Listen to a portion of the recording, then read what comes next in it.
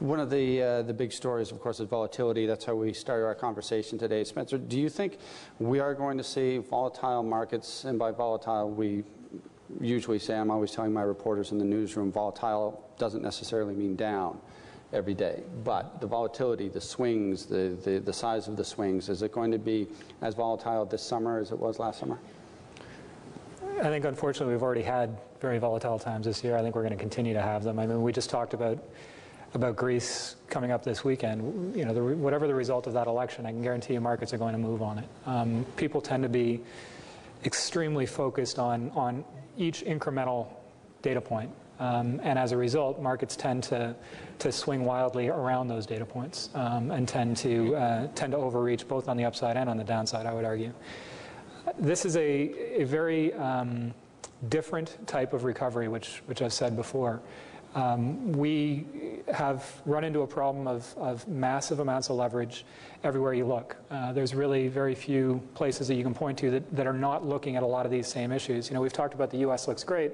I agree the U.S. looks great, but the U.S. also has its own issues. It's also got debt issues which have been transferred from the public or from the private sector into the public sphere, at the country level in terms of, you know, debt to GDP levels in the U.S.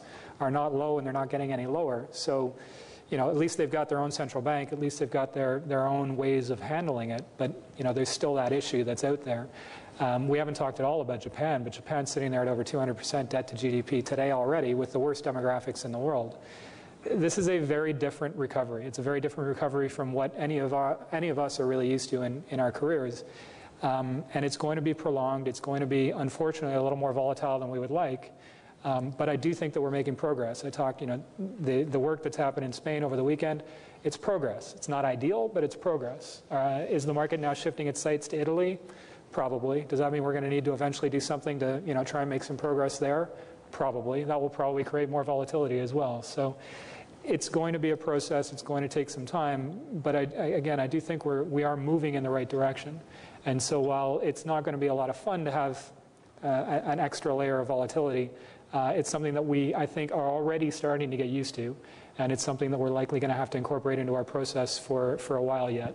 Well, okay, explain your process. When you get swings like we've seen last week, the S&P 500, its best week of the year. 2 weeks before that, we had gold plummet or rally $60 in a day. We had the price of oil now in a technical bear market. How does that affect the churn in your portfolio? How do you mitigate? How do you deal with volatility when the mandate of your portfolio is value over time? So the focus, and I'll tell everyone a little bit about the way that I manage my portfolio. I tend to run a very concentrated or focused portfolio.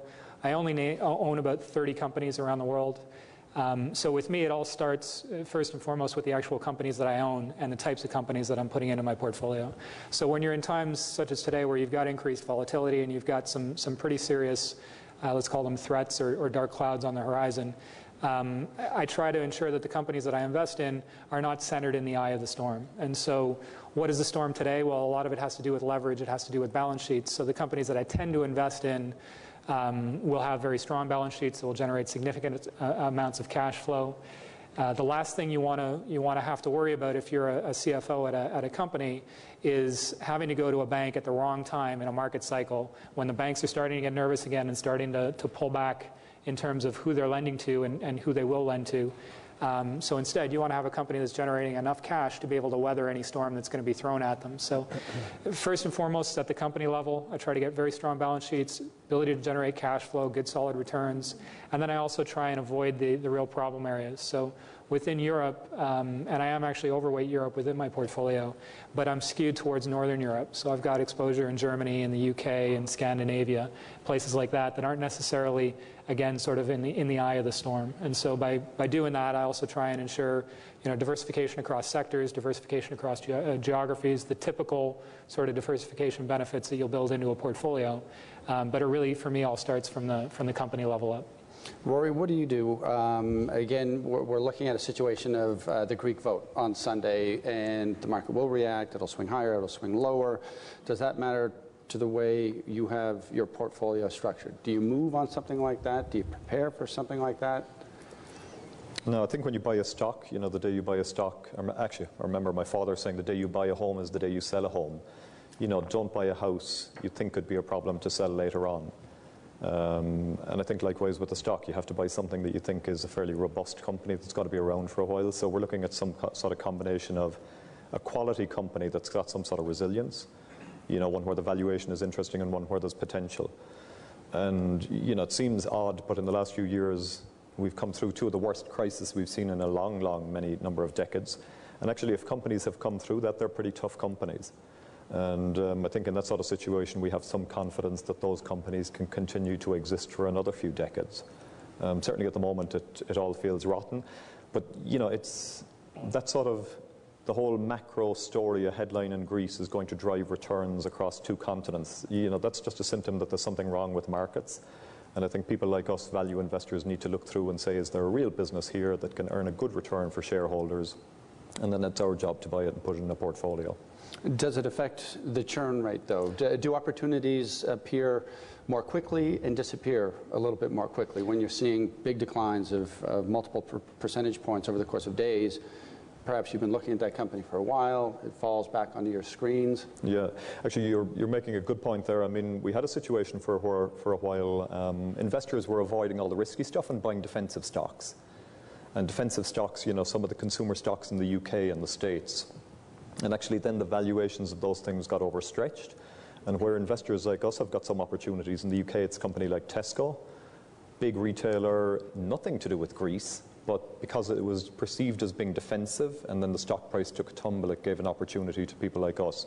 And likewise Walgreen in the States, again, nothing to do with Greece, but because there's unease out there and people had been buying Walgreen for the wrong reasons, when you get any bit of softness at all, suddenly people get disappointed, they exit the stock, and, you know, a value investor can pick up some of those stocks at interesting valuations.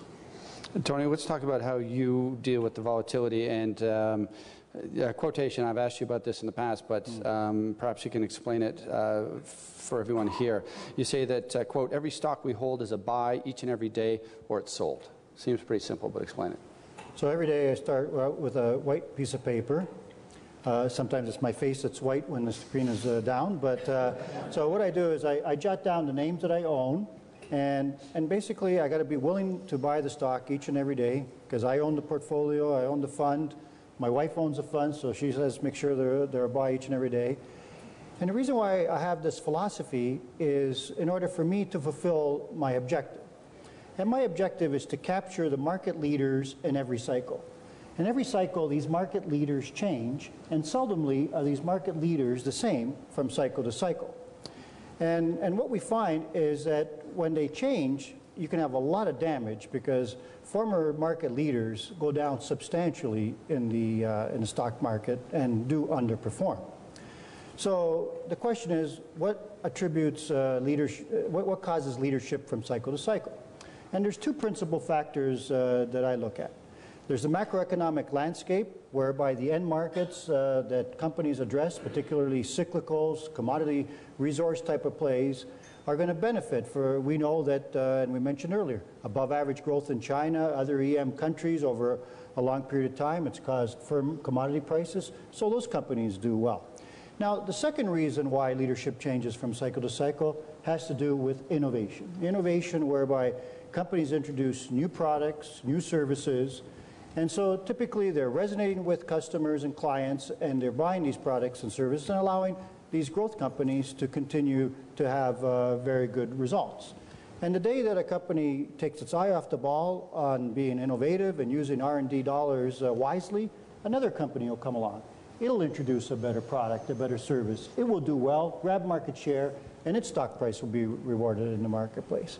Now, what's interesting about innovation is that, you know, we've had inflation, deflation, crises, expansion, contraction, and there's always products coming out, so there's always opportunities. So to me, that's what makes it very exciting.